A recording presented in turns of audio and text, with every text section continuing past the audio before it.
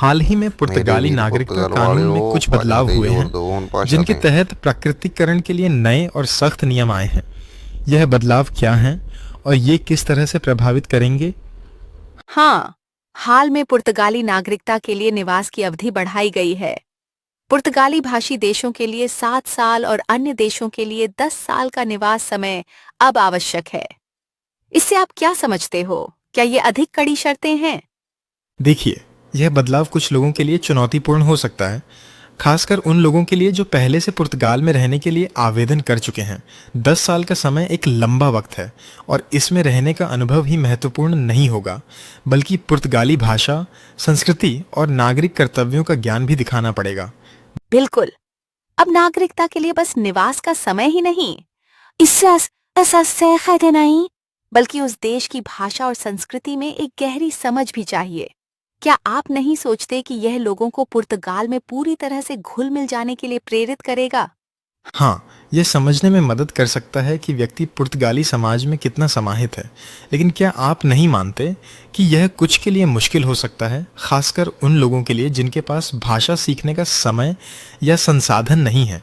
ये सही है, लेकिन दूसरी तरफ पुर्तगाल सरकार ने प्रक्रिया को कुछ मामलों में सरल भी किया है। इसका मतलब है कि कुछ लोग जल्दी भी नागरिकता प्राप्त कर सकते हैं। उदाहरण के लिए, जो लोग पहले से पुर्तगाल में स्थायी रूप से रहते हैं, उनके लिए यह नियम थोड़ा सरल हो सकता है। और यह उन लोगों के लिए अच्छा हो सकता है जो पहले से पुर्तगाल में बसे हुए हैं और लंबे समय से उस समाज का हिस्सा बन चुके हैं। फिर भी मुझे लगता है कि ये परिवर्तन पुर्तगाल में बसने वाले विदेशी नागरिकों के लिए कुछ नई चुनौतियां ला सकते हैं। बिल्कुल।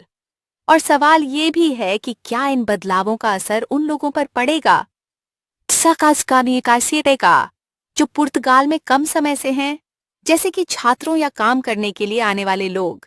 क्या वे भी इन नए नियमों का पालन करने के लिए तैयार होंगे? सही कहा आपने।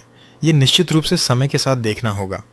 हालांकि इन नियमों का उद्देश्य यह हो सकता है कि पुर्तगाल में आने वाले लोग पूरी तरह से पुर्तगाली समाज का हिस्सा बने और यह भविष्य में उनके लिए एक सकारात्मक प्रभाव डाल सकता है। बिल्कुल। शायद इस बदलाव से पुर्तगाल में विदेशी नागरिकों की समुदाय में और अधिक गहरी सहभागिता हो।